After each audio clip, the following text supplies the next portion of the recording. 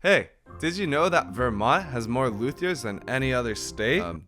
No. Well, I did. So with the help of this video, you could be that guy and never be invited to a party again. So did you know that there are more guitars sold in America than every other instrument combined? There were more than 3.3 million total sold in 2021, with acoustics slightly outselling electrics. But the best-selling individual guitar was an electric. It was the PRS SE Silver Sky. And the second best-selling one was the Fender Stratocaster, which looks the exact same. And by 2025, the value of the used guitar market is expected to grow to $2.1 billion. To summarize, guitarists are not good with money. So much so that when Fender did a study, they discovered that 90% of guitarists quit within the first year. But those who don't end up spending an average of $10,000 on guitar equipment. Did you know Leo Fender, the inventor of Fender guitars and one of the pioneers of the electric guitar, was almost entirely deaf after he lost his hearing when somebody turned on an amplifier while his head was inside of it.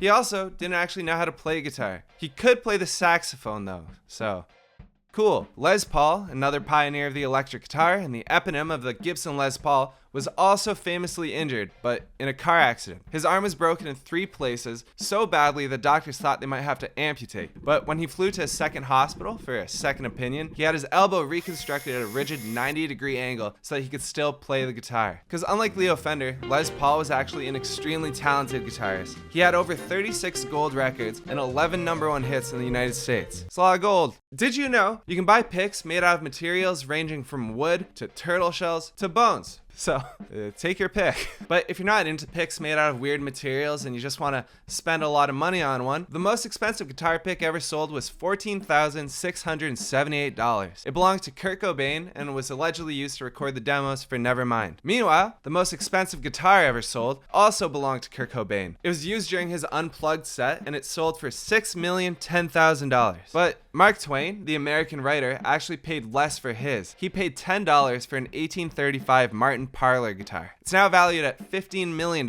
But nobody's actually bought it yet, so Kurt's guitar still holds the record. Someone else who got a guitar for a low price was Jimi Hendrix. But before he did, he would actually carry around a broom with him everywhere he would go and pretend it was a guitar. And he'd play it so much that the bristles would wear out and he'd have to get new brooms. Another famous American who owned a guitar was Al Capone, who you might know from Crime. He was also actually a big fan of Hawaiian music. And did you know that in the early days of Hawaiian guitar, alternate tunings were actually passed down as family secrets? The youngest ever professional guitarist was Yuto Miyazawa at 8 years old. But don't let that discourage you if you're older than 8, because the oldest person to ever learn guitar and release music professionally was James Lewis Carter, who first picked up the guitar at the age of 75. But let's go even older. The first ever recording of the guitar was either in 1853 or 1854 by Edward Leon Scott using the phonautograph. And now you know.